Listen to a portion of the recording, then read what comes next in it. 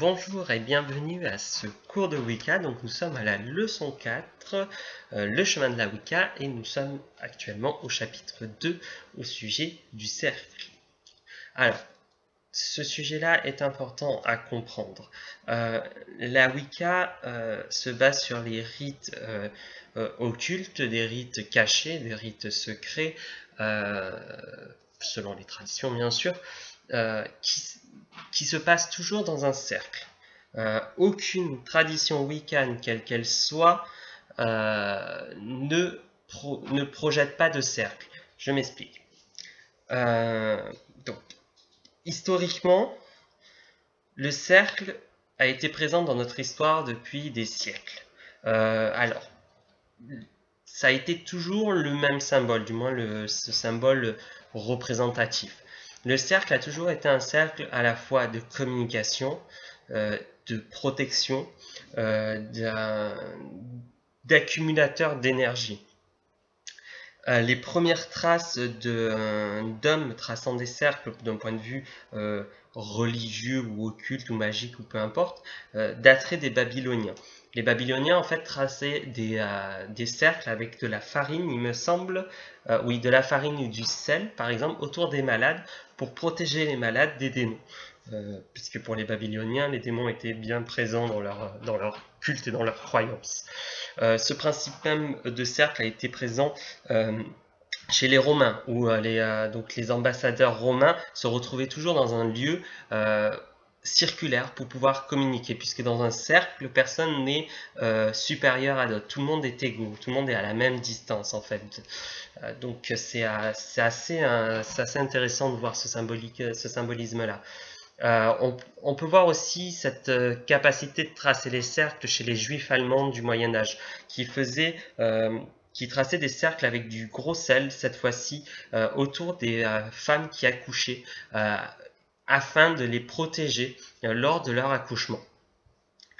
Donc l'utilisation d'un cercle physique date vraiment depuis le début de l'humanité. L'homme a toujours tracé un cercle pour se protéger. Donc pourquoi on se poserait la question, pourquoi un cercle? Le cercle en fait représente beaucoup de choses.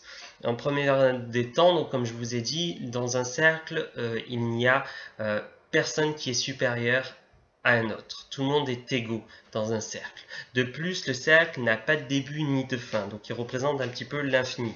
Je pense même que c'était un des tout premiers symboles pour représenter l'infini, le cercle. De plus, le cercle représente aussi une représentation miniature du monde. La planète en elle-même est une sphère, et une sphère est composée en fait de plusieurs cercles, tout simplement, qui sont superposés de façon horizontale et verticale. De plus, le cercle représente aussi le ventre, la lune, le soleil, du moins les deux astres importants des cultes primaires, la lune déjà et le soleil. Et ces deux astres sont visuellement ronds. Et donc le cercle représente aussi cette énergie-là. Ça représente aussi le ventre de la mer, puisque le ventre de la mer est toujours, on parle de rondeur du ventre. Donc c'est vraiment très présent dans la culture, même dans notre inconscient. On peut prendre les aborigènes d'Australie jusqu'à l'autre bout de la planète, d'un point de vue européen, mais des aborigènes d'Australie jusqu'aux Amérindiens, il y a le cercle qui est présent, du moins le symbolisme du cercle est présent partout, pour représenter souvent la même idée. Donc c'est vraiment très présent dans la pratique religieuse, magique de l'homme depuis l'humanité. Donc comme j'ai dit, le cercle n'a ni commencement ni fin. Et pour la Wicca, ce cercle représente la roue de l'année, ou la roue de la vie. Euh, il représente l'idée même que le temps étant cyclique, celui-ci est vraiment représenté dans la forme d'une roue qui tourne non-stop. C'est aussi sous-entendu aussi, vous pouvez voir par exemple la carte du tarot de Marseille et la roue de la fortune, où elle représente un peu cette optique aussi de quelque chose de cyclique. Vous voyez bien dans ce symbole vraiment l'idée de quelque chose qui est cyclique, quelque chose qui tourne. Cette roue qui tourne représente la vie, représente le temps qui passe, mais il représente aussi le savoir, quelque chose qui est donné, puisque cette roue représente tout ce que l'humain a vécu d'avant et va vivre dans le futur. C'est vraiment cette optique de quelque chose qui tourne, la roue qui tourne, les choses qui avancent, etc., etc., etc. En magie donc, et en Wicca précisément, on trace un cercle avant tout rite, quel qu'il soit. On trace un cercle. Donc le cercle de protection, souvent on l'appelle comme ça, mais en réalité on devrait l'appeler le cercle du pouvoir. Même moi je fais souvent l'erreur de dire cercle de protection parce que c'est devenu un réflexe. C'est la traduction le plus utilisée, mais à la base c'est le cercle du pouvoir. Pourquoi? Le cercle dans la Wicca ne sert pas à nous protéger, elle nous sert pas que à nous protéger. Le cercle du pouvoir sert à canaliser l'énergie que nous allons dégager lors du rite, la confiner afin de transformer le cercle comme étant une forme de cocotte minute où notre énergie est concentrée, et puis libérée d'un seul coup vers un but. Sa fonction primaire, c'est ça. Elle a une fonction secondaire, c'est la protection. Se protéger de personnes négatives, enfin, du moins ce qui pourrait nous entourer. Et c'est surtout notre temple. C'est notre église, c'est notre synagogue, si vous voulez. C'est un lieu sacré. En fait, dans la Wicca, on ne possède pas de lieu saint ou de lieu sacré à proprement parler. On n'a pas d'église, on n'a pas de temple, mais en tant que Wiccan, même si on considère que Stone Age étant une forme de temple, que le Brocéliande est une forme de temple, notre forêt est une forme de temple, ce n'est pas réellement le cas. Notre temple réel, c'est le cercle que nous traçons. On dit bien lorsqu'on trace le cercle que c'est un lieu où l'homme et les dieux ne peuvent se rencontrer. C'est vraiment un temple, c'est notre temple. Et c'est important de le tracer à chaque rituel, puisque c'est une façon de créer en un lieu unique, enfin dans un lieu normal, un lieu unique. Je donne un exemple typique, c'est par exemple un prêtre catholique fait ses offices dans une église, très rarement à l'extérieur, et s'il le fait, il y a tout un tas de prières qui est fait avant pour rendre un lieu quelconque vibrant, façon de parler, d'un point de vue croyance. Dans la Wicca, c'est pareil, sauf que nous, on n'a pas de temple, on n'a pas d'intérêt, puisque le temple n'étant ce qu'on a créé. Donc en fait, dans un lieu, on crée une forme de portail qui permet d'être à cet instant T, à cet endroit-là, dans le royaume des hommes et des dieux à la fois, et c'est un lieu où il y a la rencontre des dieux.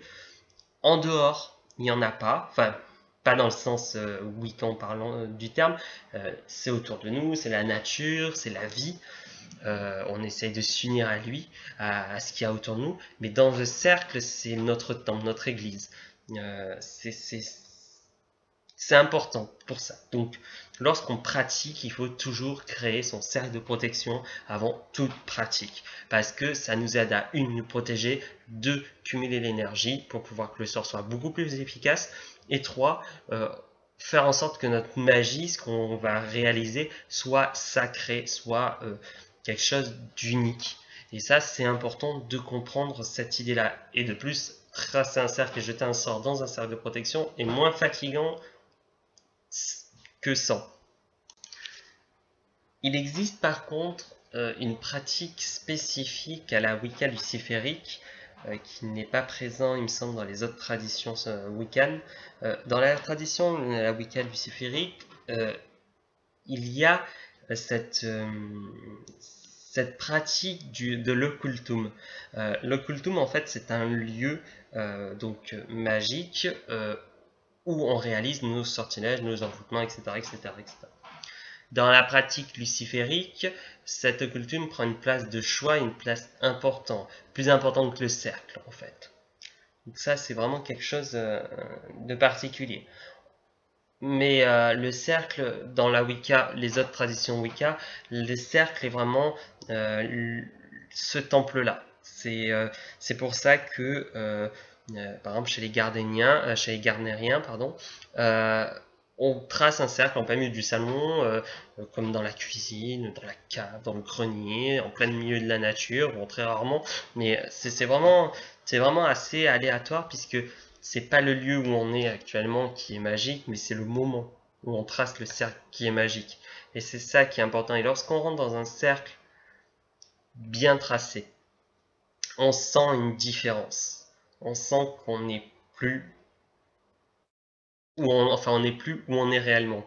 Je vais vous donner, enfin je vais vous parler d'une expérience. Dernièrement, j'avais fait un SBA avec un groupe de personnes, enfin une partie de mon coven et deux personnes qui s'intéressaient à Wicca et que je voulais leur enseigner, en fait, leur montrer ce qu'est c'est un rite. Et on a donc tracé un cercle et ils étaient à l'extérieur du cercle. Je leur ai dit, bon, soyez dehors, je trace le cercle et tout. Donc ils sont assis tranquillement, donc on fait les rites de traçage de cercle, et au moment où je trace le cercle, devant eux, je visualise, enfin, je concentre une énergie, je balance un coup d'énergie pour qu'ils puissent sentir ça. Donc, je trace le cercle tranquillement, euh, c'est fait, et je les fais rentrer. Et donc, j'ouvre une porte, je les fais rentrer, je ferme la porte derrière, le rite se fait, et à la fin, on discute. Et ces personnes-là m'ont dit qu'ils ont ressenti un changement brutal de température. Ils sont passés d'un moment un peu friscouné à un moment de chaleur, à des moments exacts où j'ai balancé l'énergie quand je suis passé devant eux. Puis, quand ils sont rentrés dans le cercle, il y a eu un froid, mais très, très intensif, mais pas désagréable. Et en fait, ils ont senti ce changement. Et le lieu était vraiment magique. Une autre fois, avec mon coven, sur le même lieu. On a tracé un cercle et on a fait notre rite. Le temps était nickel. On voyait vraiment super loin, la lune a brillé super bien, on était dans un rythme vraiment très intéressant. Puis on trace notre cercle, très chaud, on transpirait, mais on était bien en nature, donc c'était cool, à côté d'un arbre. Et à un moment donné, donc on finit notre rite et on enlève le cercle. Donc on renvoie les dieux, on renvoie les gardiens, et puis de seul coup, mais en claquement de doigts, une brume, mais épaisse qui est apparue, mais on n'a pas compris. On était sur le cul, la brume, pouf, elle a apparu comme si on avait enlevé un, une couvercle, par exemple. On était dans un couvercle où on voyait à travers la brume, et au moment où on enlevait ça, on voyait la brume. Et on a halluciné totalement de voir ce changement de lieu direct. Et c'est ça l'idée. C'est que en traçant le cercle, on n'est plus dans ce monde-là. On est énergétiquement entre deux mondes. Et donc de ce fait, en traçant ce cercle-là, on le voit physiquement, on le ressent physiquement. Y a un truc. Alors certains sentent une chaleur, d'autres sentent une fraîcheur, d'autres sentent un picotement, d'autres sentent une émotion. Ça dépend de si on est visuel, auditif, kinesthésique ou émotionnel du moins. Ça dépend. C'est vraiment très particulier. Moi, dans un cercle bien tracé, j'ai chaud. J'ai les mains qui brûlent, je transpire, j'ai chaud. Par contre, une autre amie, par exemple, c'est le froid. Elle a des frissons, elle sent bien, mais elle a des frissons, etc., etc. Donc c'est vraiment selon les personnes. Et quand c'est bien tracé un cercle, ça fait du bien. Honnêtement, ça fait vraiment, vraiment du bien. Et ça permet au rituel d'être réaliste et réalisable. Donc là, je vois déjà les critiques, les personnes qui disent oui, mais dans certaines magies, c'est pas comme ça, ils parlent pas d'ouvrir des cercles, dans tel livre ou tel livre, j'ai lu que le cercle n'était pas important, qu'en magie c'est pas important, j'ai vu que... Voilà, enfin j'en ai plein de trucs comme ça, mais oui, en effet, dans certaines formes de magie, dans certaines traditions non wiccanes, le cercle de protection n'a pas d'intérêt. Par exemple, la magie campagnarde, vous tracez pas de cercle. En haute magie, par contre, c'est un peu important d'en tracer un, mais il est différent de la Wicca. Il faut vraiment comprendre cette notion. Si vous vous dites Wiccan, il y a des règles précises à suivre parce que c'est comme ça. Donc oui, pour être Wiccan, il faut, dans la Wicca, il faut tracer un cercle avant tout rituel. Après, dans certaines traditions particulières, comme la tradition luciférique, luciférique, je ne me rappelle plus du terme exact, mais la pratique est différente, mais c'est une Wicca différente aussi. Donc, voilà, donc le cercle est important, ça fait partie de la pratique même de n'importe quelle tradition wiccan. C'est important, sans cercle, vos sortilèges ne fonctionneront jamais, ou du moins assez maladroitement. Donc je vous conseille sincèrement de mettre ça en place et de faire en sorte que ce cercle soit tracé et que tout se fait. Alors, j'entends aussi certaines critiques, certaines personnes dire oui, mais j'ai pas le temps. Bah, si t'as pas le temps, pourquoi tu te mets dans la Wicca? C'est ma réponse. Voilà, généralement, j'arrange un petit peu les angles, du moins je les arrondis, mais là, honnêtement, si vous avez ce discours-là, ah oui, mais j'ai pas le temps, ça veut dire que vous n'avez pas le temps de pratiquer, vous n'avez pas le temps d'étudier, vous n'avez pas le temps d'être Wiccan, donc pourquoi vous êtes Wiccan? Il y a des traditions qui sont faites pour...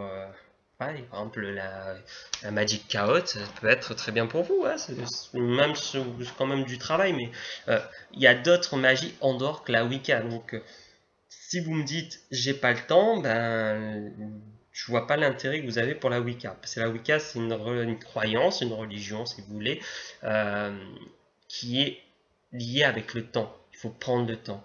Prendre le temps de tracer le cercle, prendre le temps de méditer, prendre le temps de faire nos rites, prendre le temps, suivre les phases lunaires, suivre les phases solaires, suivre les phases de la vie et de l'homme et de l'humain. Ça prend le temps.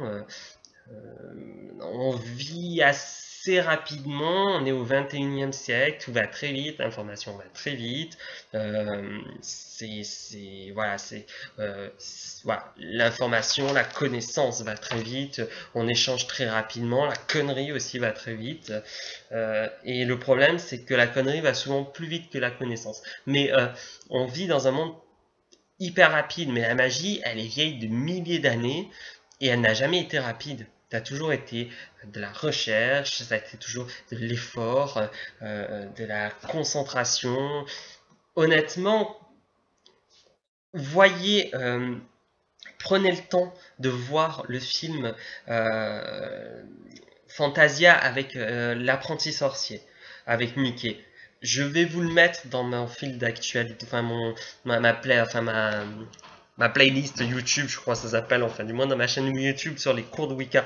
Vous allez la voir, regardez-le, c'est une leçon de magie très très importante sur le fait de prendre son temps, de respecter l'aîné et surtout de prendre son temps.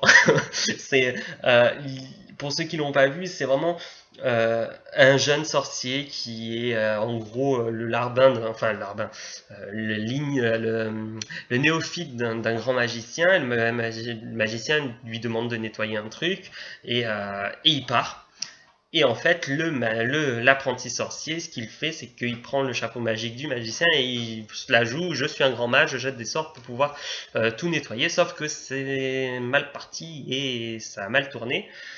Et c'est l'idée, c'est qu'il a voulu être trop rapide. Au lieu de prendre le temps d'apprendre petit à petit, d'évoluer, etc., il a été trop rapide. Et c'est ça. À trop être rapide, vous vous retrouvez dans des situations avec ah machin, j'arrive plus à dormir, je jette des sorts, mes sorts fonctionnent plus, tout se retourne contre moi, je jette une sorte de bénédiction, ah ben non, ça se transforme en malédiction, je ressens plus rien, je ressens plus les dieux, je ressens plus la nature, je ressens plus rien, je suis triste, etc. Normal, vous allez vite. Vous allez trop vite. Vous prenez pas le temps, vous prenez pas le temps pour vous, vous n'essayez pas de travailler sur vous avant de travailler sur les autres. Je vois des tas de gens qui veulent faire des sorts d'amour pour X ou Y et qui vivent en ce moment un problème sentimental. C'est complètement ridicule. Comment tu peux travailler quelque chose que tu n'as pas? C'est un peu ridicule. Donc dans cette idée, il est important de prendre le temps. Prenez le temps. Le cercle de protection, ça peut durer 10 minutes à peu près à tout casser pour la création. Ça prend pas énormément de temps. Et même le rite, c'est pas ah, là j'ai 5 minutes, hop je vais faire un rituel. Non, c'est j'ai besoin, je réalise ce rite, même si ce rite peut durer 9 jours. Je m'en fous, je le fais. Et ça c'est important. Euh, Donc le cercle de protection, enfin le cercle de pouvoir. Le cercle du pouvoir en fait mesure traditionnellement, alors les tailles varient en fait d'une tradition à une autre, mais voilà. Traditionnellement le cercle de protection mesure donc 9 pouces de diamètre. Donc je vais parler en pouces, si vous cherchez dans Google pouces en centimètres, vous aurez votre réponse en centimètres. Je parle en pouces parce que tous les rites, tous les textes, les rites wiccans, comment dire nous, sont anglais. Et donc, comme étant anglais, ces rites-là doivent. La Wicca étant anglaise, toutes les mesures sont en pieds, en pouces, en coudes. Je sais plus sur quoi je suis tombé à l'époque. C'est même pas des grammes, c'est des. Enfin bref. Donc, il est important, des livres, pardon. Donc, il est important de.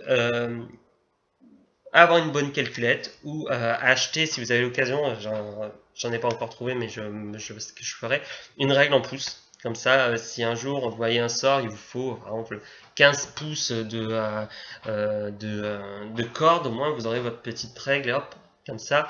Donc là, on parle en pieds, puisque c'est un peu plus grand. Donc 9 pieds de diamètre, c'est la taille, le diamètre du cercle.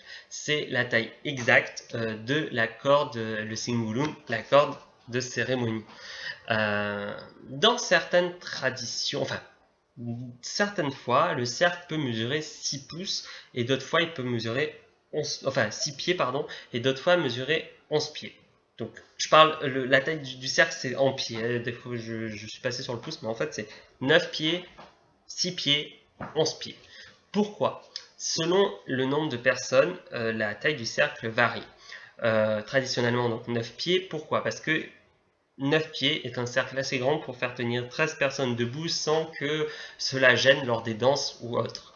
11 pieds, c'est lorsqu'il y a vraiment, par exemple, 2 covens qui pratiquent ensemble, et même généralement, quand il y a 2 covens complets de 13 qui pratiquent au même moment le même rite, généralement, c'est les deux cercles sont juste à côté, mais ils ne sont pas tous en même temps dans le même cercle, parce que ça va à l'encontre des 13 sorcières dans un coven. Donc, généralement, donc ce cercle-là mesure 9 pieds. Mais il arrive qu'on vit dans un appartement où on ne peut pas trop faire s'adapter, donc il est important de s'adapter aussi à l'environnement. Donc j'ai déjà ritualisé dans un cercle de 9 pieds, dans un cercle de 6 pieds, dans un cercle de 11 pieds même une fois. J'adore. J'adore, moi, c'est la taille de 9 pieds. C'est une des tailles les plus pratiques. Après, j'ai vraiment pratiqué sur 13 pieds même. Bon, ça fait trop grand, je trouve. Après, ça fait long. Parce que quand on trace un cercle, on met 3 heures pour le tracer puisque c'est long. Donc 9 pieds, c'est vraiment idéal. Si vous avez l'occasion d'avoir possibilité d'avoir un cercle de 9 pieds chez vous, faites-le. Sinon, adaptez-la à la taille, au nombre de participants et l'environnement présent. Donc, dans la tradition gardénienne, il y a 3 cercles qui sont présents. Donc ça, c'est particulier aux gardéniens. Des fois, dans certaines traditions, il n'y en a qu'un seul qui est tracé, mais physiquement. Mais on passe 3 fois au-dessus, donc c'est comme si on traçait 3 cercles, énergétiquement parlant. Donc c'est vraiment variable d'une tradition à une autre. Moi, ce que je fais, c'est je le trace physiquement une seule fois pour éviter de passer de l'autre côté. Et après, lors du rite, en fait, on passe 3 fois, on fait 3 fois le tour, donc on trace énergétiquement 3 fois le cercle magique. Donc, un cercle se trace d'est en ouest. Donc d'est en ouest, et en fait on fait le tour est, sud, ouest, nord, est. Ça c'est la façon de tracer le cercle dans presque toutes les traditions. Quelques traditions commencent par le nord. Ils font nord, est, sud, ouest, nord pour tracer le cercle. Donc ça, c'est, alors selon les traditions, c'est vraiment le symbolisme est différent.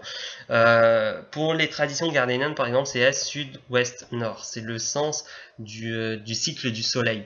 Se lève à l'est, se couche à l'ouest. L'énergie arrive par le soleil, donc on prend l'énergie du soleil, donc on le prend à l'est.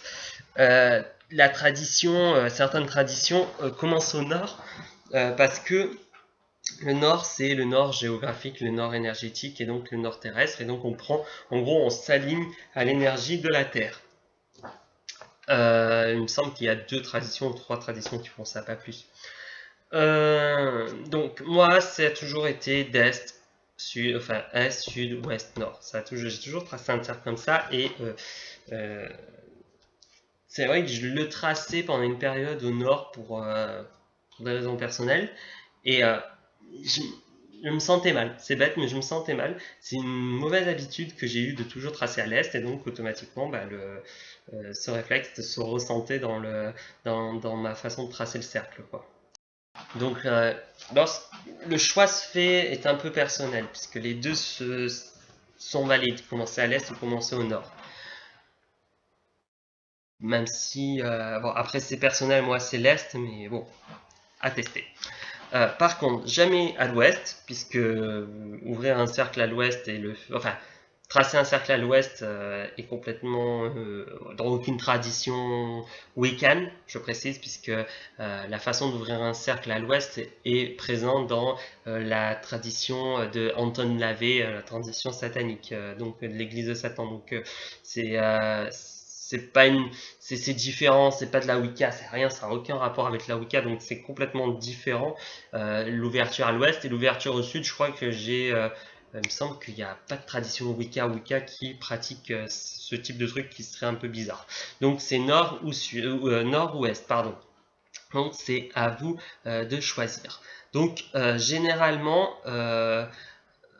on trace le cercle physique à la craie, à la farine, si vous voulez dépenser du blé, à la craie, à la farine, avec des fleurs, des fougères. Par exemple, pour le hand fasting que j'avais réalisé, c'était des fougères qu'on avait placées pour tracer, enfin pour marquer un cercle, des bougies, ça peut être des cristaux, ça peut être peu importe, ça peut être quoi que ce soit, c'est des objets physiques assez plats pour tracer physiquement un cercle pour pas que vous passiez de l'autre côté du cercle sans faire exprès lors du rituel. Donc, il y en a qui le tracent avec du charbon, hein, ça c'est pareil. Donc, quand on l'a tracé physiquement, il y a tout un rituel qui a lieu, et lors de ce rituel, on a l'atamé, ou l'épée pour un 3e degré, avec lequel on trace, on place la lame au sol et on trace le cercle de façon physique, du moins comme si on coupait une partie de ce monde pour se retrouver dans l'autre monde, symboliquement parlant, dans cette optique-là. C'est la façon de tracer le cercle dans la Wicca. Gérard Gardner avait vraiment une technique particulière pour tracer le cercle physiquement avec la craie par exemple, comment faire en sorte d'avoir un cercle parfait. Tout le monde se pose la question.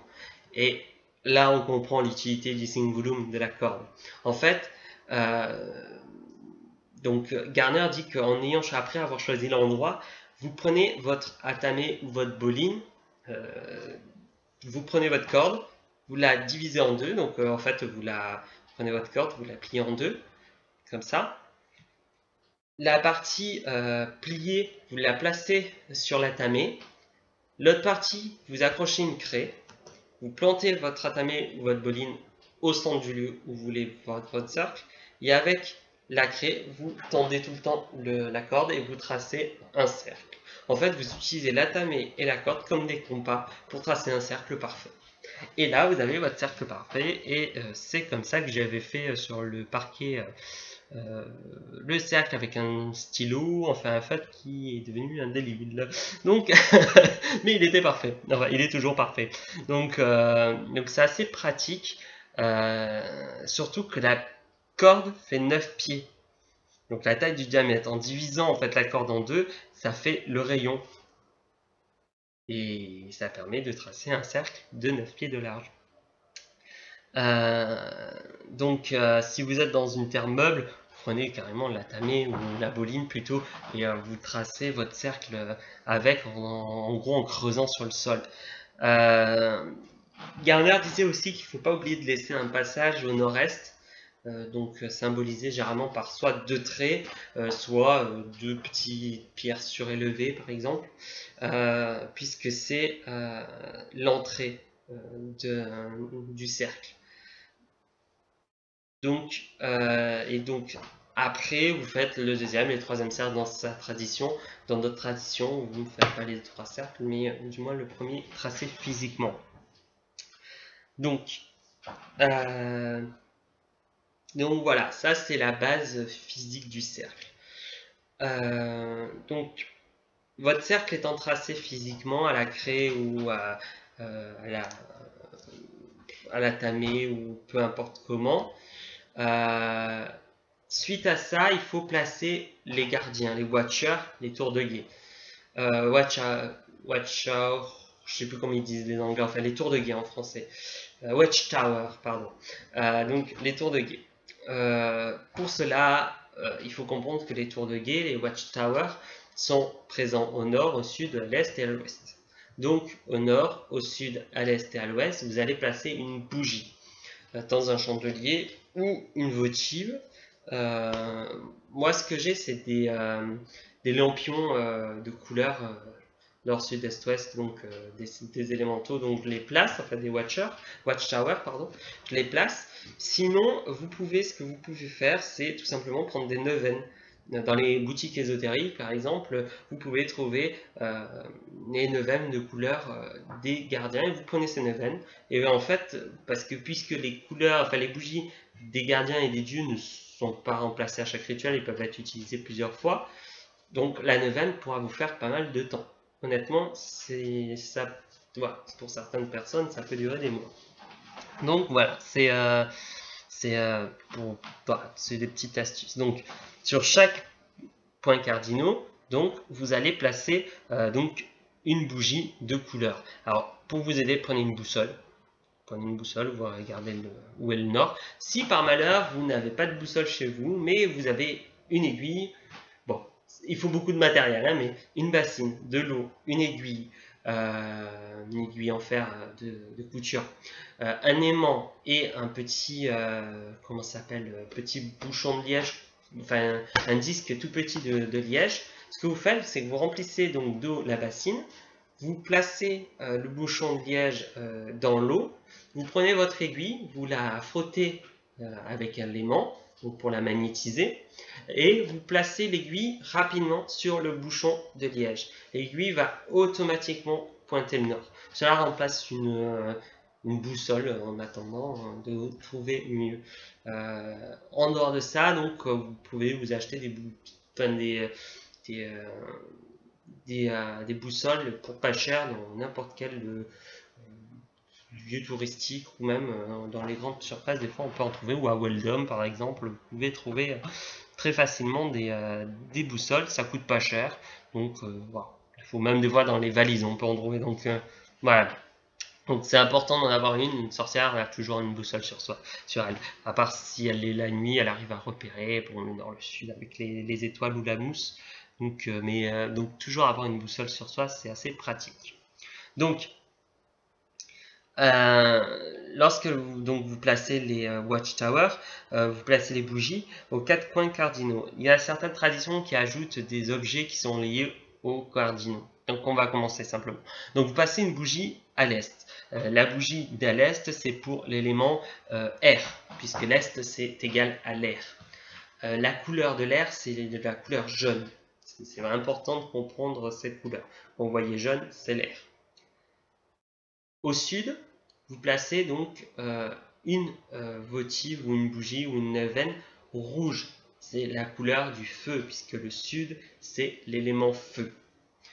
À l'est, vous pouvez, si vous le désirez, mettre une plume ou une petite statuette de chouette, par exemple, pour symboliser l'élément air. Au sud, vous pouvez mettre, par exemple, du balsate, c'est une pierre volcanique, symbole du feu, ou bien une petite statue de salamandre.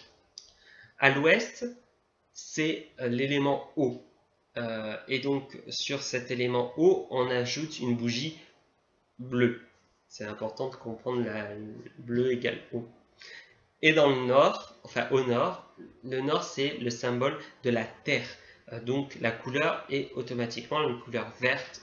Des fois on voit marron, mais c'est souvent vert. Donc le nord.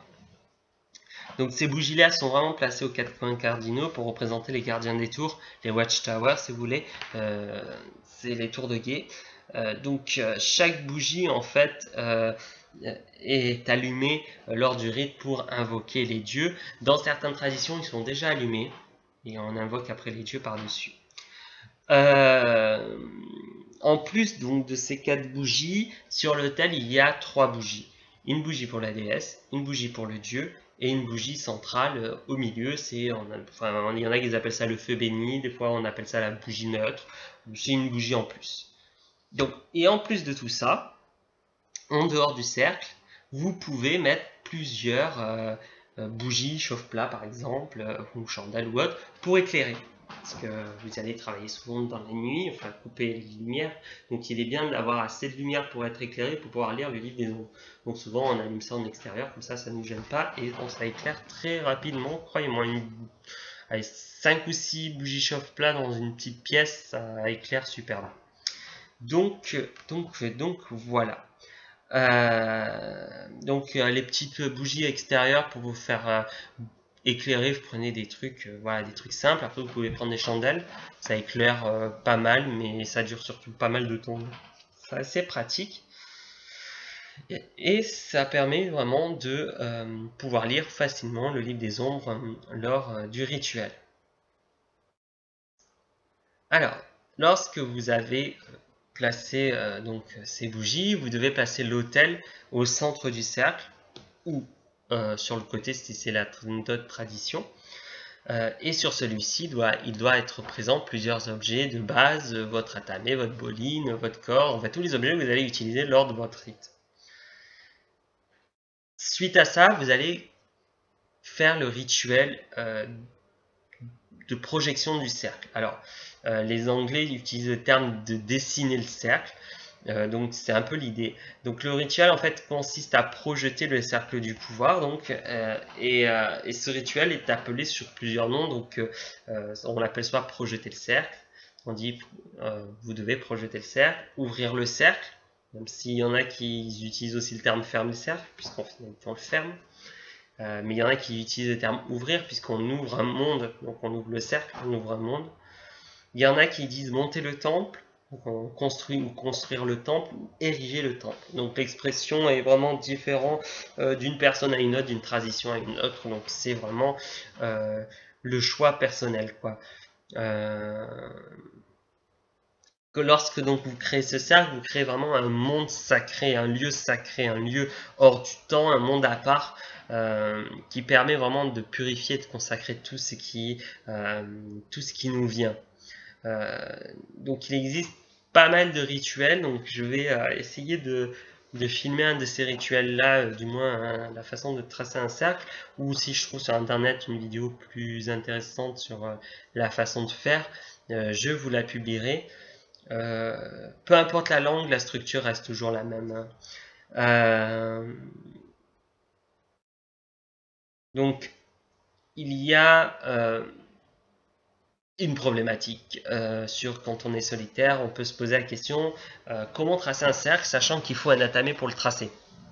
Donc en tant que solitaire c'est un peu compliqué lorsqu'on se retrouve dans cette situation là. Je sais que moi à l'époque je me suis arraché les cheveux pour essayer de trouver une solution et j'ai jamais trouvé la solution réelle en dehors de le tracer avec mes doigts.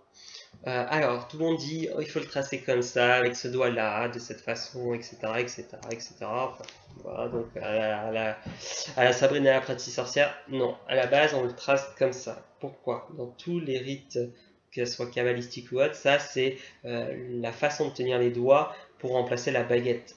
Donc, c'est... voilà, on trace les pentacles, les machins, en fait. Donc, on trace ça en attendant d'avoir un atamé consacré pour tracer le cercle. Donc il existe des tas de façons de tracer le cercle. Chaque tradition a sa façon de faire. La structure reste toujours à peu près la même, mais c'est la façon qui est différente. Par exemple, les noms des tours, les noms des dieux peuvent être différents euh, d'une tradition à une autre. De plus, euh, lors de chaque rituel, vous buvez du vin. Ça, c'est bon. Moi, je suis pas très alcool, mais c'est vrai que ça fait partie de la tradition. En fait, c'est comme chez les catholiques avec le pain et le vin à chaque messe. C'est le même principe. Enfin, le pain et les hosties, c'est le même principe. Euh, L'hostie est en fait le pain qui ne représente pas du tout le corps du Christ et compagnie. Dans la Wicca, il représente en fait le labeur, le travail. Puisque pour faire le pain, il faut faire pousser du blé qu'il faut récolter, qu'il faut euh, laver, nettoyer, enfin enlever la coque de la graine, broyer pour la transformer en farine, pour pouvoir la mélanger avec de l'eau et du sel, pour pouvoir pétrir, pour pouvoir le faire gonfler, pour le mettre dans un four, pour le faire cuire.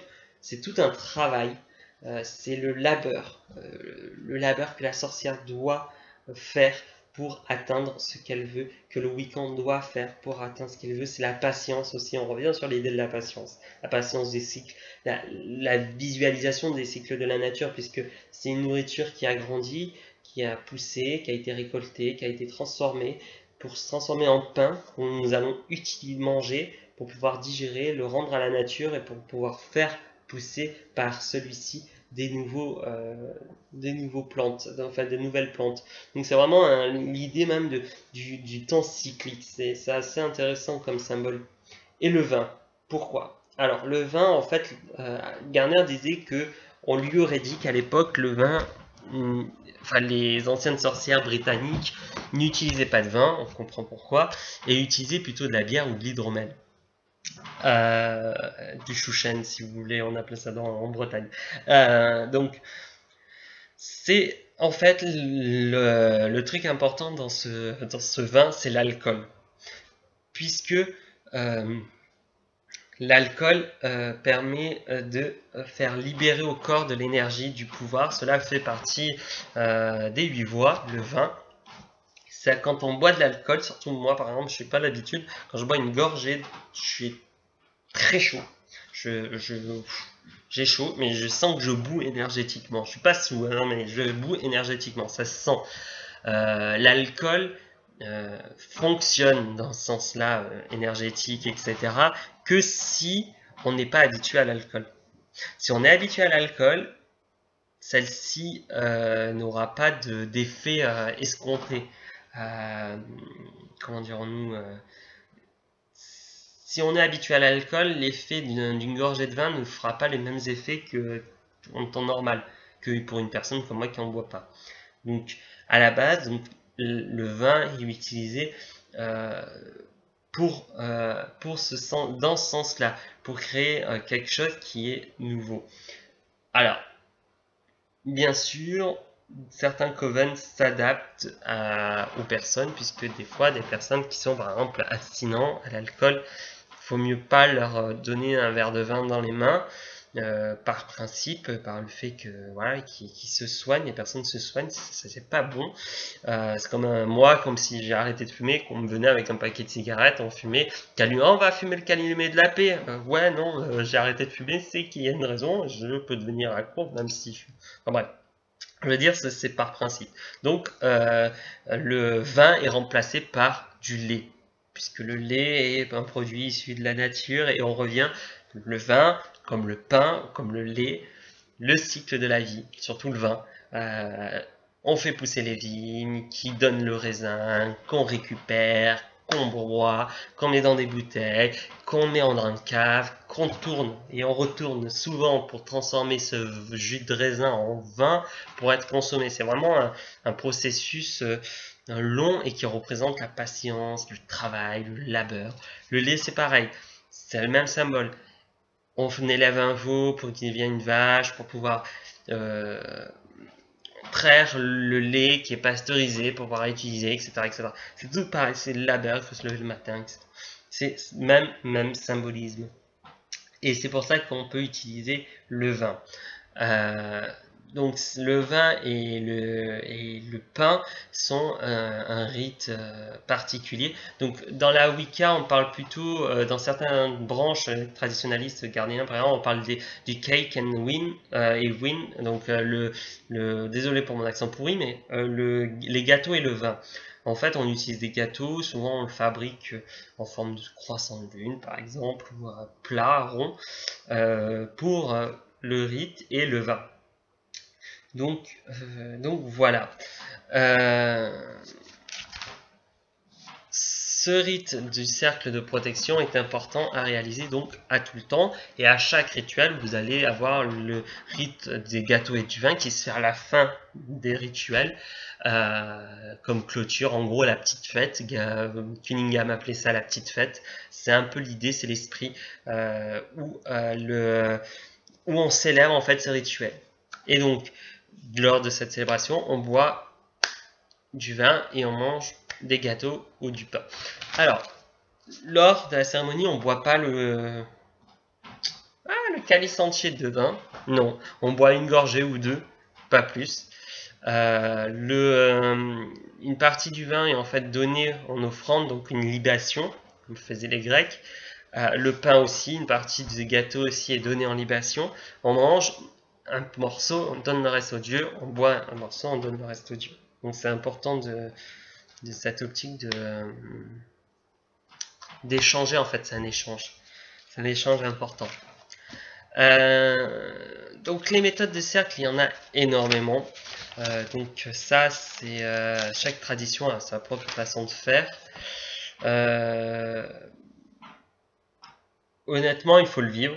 Si vous avez l'occasion de voir un groupe assister à un rituel public, par exemple la Pagan Party, n'hésitez pas à venir, parce qu'il va avoir, petit scoop, la possibilité que nous allons célébrer un non fasting ce jour-là, mais petit scoop, il est important de vivre l'expérience du cercle de protection. C'est vraiment assez bizarre d'expliquer, mais il faut le vivre pour le ressentir. Et c'est comme ça qu'après qu'on voit quand un cercle est bien tracé ou mal tracé. C'est un lieu entre les dieux et les hommes, un lieu de rencontre entre les dieux et les hommes, et donc il doit avoir un respect. Par exemple, certaines choses sont dites dans un cercle qui ne se disent pas à l'extérieur. Dans certaines traditions, les noms officiels des dieux et déesses, la raison pour qu'on est wiccan se dit à l'intérieur du cercle et pas à l'extérieur. Il y a plein de petits détails comme ça qui fait que ce cercle-là est important. Donc je vous passerai une vidéo sur comment tracer le cercle. Il existe des tas de rituels plus ou moins intéressants. Si ça vous intéresse, n'hésitez pas à me contacter et je vous passerai un des rites que j'utilise. Alors c'est un groupe qui s'appelle Cours sur la Wicca, qui est très intéressant, où il y a des fiches techniques de cours que vous pouvez suivre et qui expliquent en détail comment tracer un cercle. Vous avez aussi cours ésotérique. Alors c'est le groupe s'appelle précisément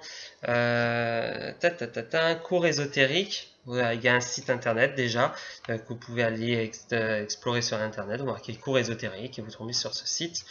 Vous verrez qu'il y a aussi des documents très intéressants sur la Wicca, sur la magie, sur le cercle de protection et les outils surtout.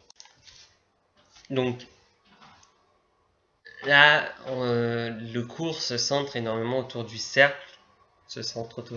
La petite blague. Donc c'est vraiment important de comprendre tout ça. Donc il existe différents types de façons de tracer le cercle. et différentes façons de tracer celui-ci. Plus tard, nous allons voir sur l'initiation, l'auto-initiation, puisqu'il est important de passer par ce processus-là en tant que solitaire avant de trouver un coven pour pouvoir être initié. Ce que je vais en profiter, c'est que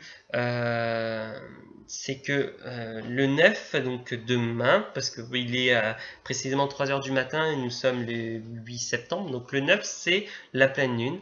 Et demain, je préparerai, enfin le 9, donc je préparerai un onguent. Je vous montrerai comment on fabrique un onguent traditionnel Wiccan, puisque c'est un onguent qu'on utilise énormément. Le cercle de protection est vraiment utilisé à chaque rituel. Mais avant toute pratique de rituel ou de sort ou d'envoûtement, il faut vraiment se poser 10 questions.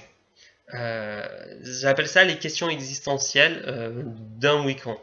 En répondant à ces 10 questions, cela peut nous freiner. Par exemple, je donne un exemple. Dernièrement, il y a quelqu'un qui m'a contacté pour que je lui donne des pistes pour un rituel, pour gagner de l'argent, je crois, ou la chance, ou je sais pas quoi.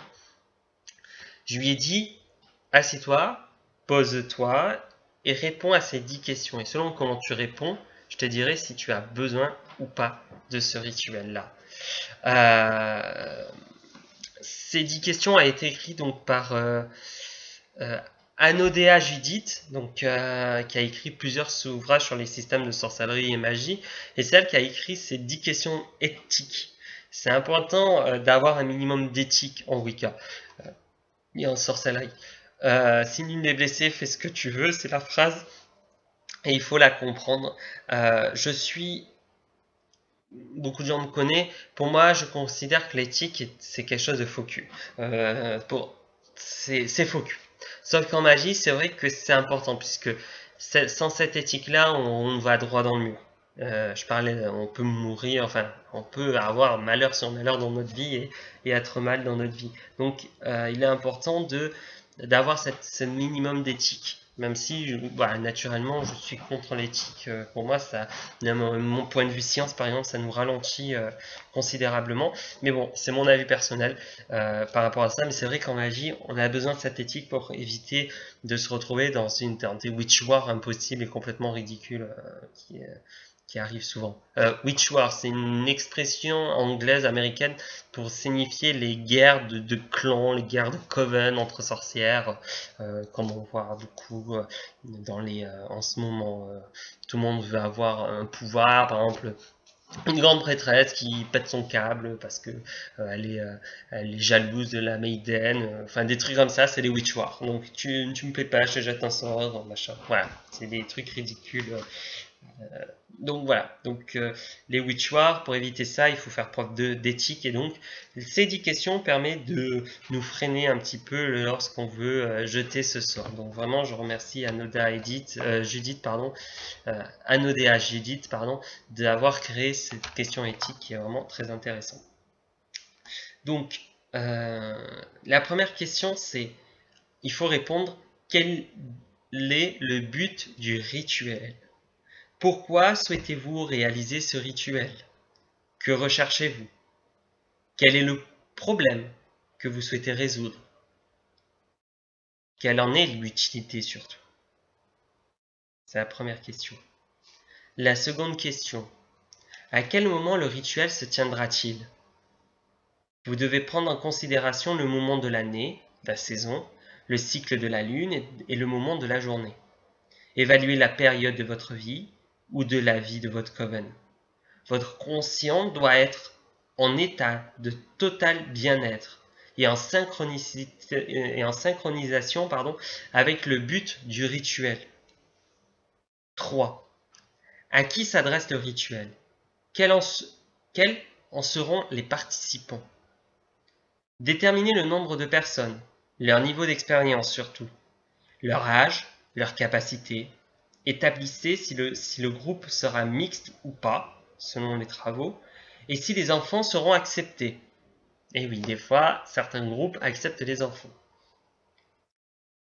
Question 4. Sur qui vous souhaitez-vous exercer votre pouvoir, une influence. Définissez quel impact aura le rituel sur votre environnement et ceux des autres, ce qui est important.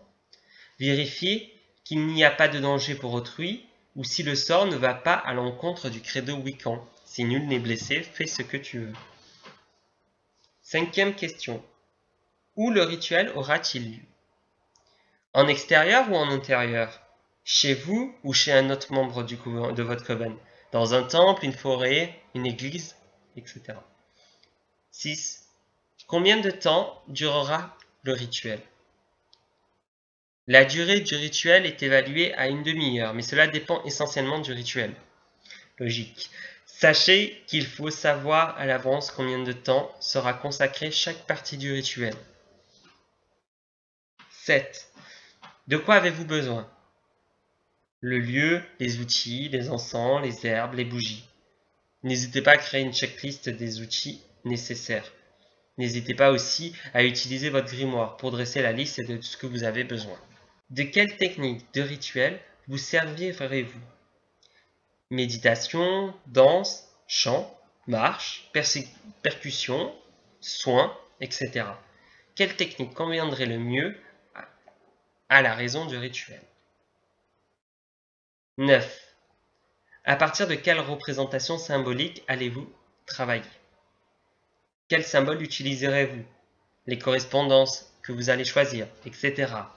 Tout ce qui peut être lié à votre rituel. 10. Que disposerez-vous sur votre autel? La décoration de votre autel, les outils présents, les fleurs, la couleur, etc. Donc ces 10 questions en fait permettent vraiment de se remettre en question, une partie, et de aussi structurer les choses. En structurant, généralement, on se dit au bout d'un moment, ça fait crater du papier, est-ce que j'ai réellement besoin de ça? Et 80% du temps, on nous dit, en fait, non, on n'a pas besoin. Donc c'est vraiment intéressant de voir cette vision-là. Donc soyez éthique dans votre travail. Posez-vous toujours la question, première des choses, est-ce que je peux le faire sans magie? Deuxième des choses, est-ce que cela est égoïste? Et troisième des choses, je demande à un ami. C'est important d'être objectif et de ne pas être impliqué. Et le problème, c'est que quand on pense à soi, on est impliqué. Il faut toujours demander à un ami. C'est pour ça que travailler en coven, c'est intéressant, puisque ça nous évite de faire quelques erreurs. Travaillez votre magie, travaillez votre religiosité, et vous serez des meilleurs Wiccans qui puissent exister. Voilà, c'est mon petit conseil. Donc, on a fini notre petit cours sur le cercle et aussi ce petit passage sur comment organiser un rituel. Donc, le prochain cours aura lieu sur l'auto-initiation. J'ai beaucoup à en parler sur ce thème-là parce que c'est quelque chose qui est un peu bancal. Et surtout, je vous dis à très bientôt, apprenez bien, ouvrez des livres, étudiez si vous avez moindre idée, moindre commentaire, moindre idée. Au contraire, si vous devez ajouter d'autres informations que je n'ai pas révélées, dites-le en commentaire. Comme ça, les gens, quand ils regarderont ma vidéo, ils regarderont les commentaires. Et en regardant les commentaires, ils permettront d'avancer, d'apprendre plus. C'est vraiment intéressant d'échanger, parce que mes vidéos sont là pour apporter quelque chose, et on contribue tous à apporter quelque chose de mieux, et c'est important que chacun de nous puisse mettre une pierre à l'édifice. Il ne faut pas hésiter, et voilà, j'aurais rien d'autre à dire, surtout, voilà, merci beaucoup de me suivre. Certes, je fais pas des milliards de vues, mais j'en fais une cinquantaine, et c'est déjà beaucoup pour moi, puisque ça montre qu'au minimum 50 personnes ont vu ma vidéo, comprennent ma démarche et adorent ma démarche, puisque c'est un chiffre qui se répète plusieurs fois. Donc Merci beaucoup. N'hésitez pas à partager puisque c'est en partageant que l'information se diffuse. N'hésitez pas à commenter puisque c'est en commentant qu'on peut réellement échanger, apprendre énormément. Commentez sur YouTube et pas sur mon Facebook puisque le problème c'est que mon Facebook, ceux qui voient cette vidéo ne voient pas mon Facebook. Donc il est important que c'est sur YouTube qu'on commente puisque ça permet vraiment de faire tourner l'information et de parler. Par exemple, ceux qui pratiquent la caliciférique, qui veulent mettre un point sur l'occultum, ou ceux qui considèrent que les dix petites questions sont complètement ridicules et que ça n'a pas d'intérêt, ou ceux qui pensent que tout simplement les couleurs, l'ouverture du cercle ou autre est un peu différente et pensent que c'est différent, qui commentent avec intelligence et même si les commentaires doivent être approuvés, j'approuverai puisque même si ça va à l'encontre de ce que j'ai dit, tant que c'est présenté comme étant une information en plus et non comme des vulgaires insultes cachées que j'ai reçues dernièrement avec cette histoire des 8 voix qui mènent au centre qui a un peu choqué la dernière voix, le grand rite, avec cette histoire de décharger sur la déesse, enfin bref, des trucs complètement salaces et dégueulasses, de personnes qui se croient Wiccan et qui ne le sont pas. Donc voilà, donc n'hésitez pas à commenter et je continuerai les vidéos malgré, même si j'ai qu'une seule personne qui regarde celle-ci. J'ai à peu près 14 leçons à faire en vidéo avant de passer l'information au plus haut. Donc, je vous souhaite une bonne soirée ou une bonne journée. Désolé du temps, puisque je me sens qu'on dépasse l'heure. Peut-être pas. Si c'est pas le cas, si je dépasse pas l'heure, c'est que j'ai bien géré ma vidéo et que j'ai pas trop parlé. Donc je vous dis à bientôt et passez une très bonne journée, une très bonne soirée. Goodbye for my friends, American and English friends. Voilà, c'est mon petit côté, petit mot anglais. Et mon chat s'est cassé la figure, donc je vais devoir vous laisser. À bientôt.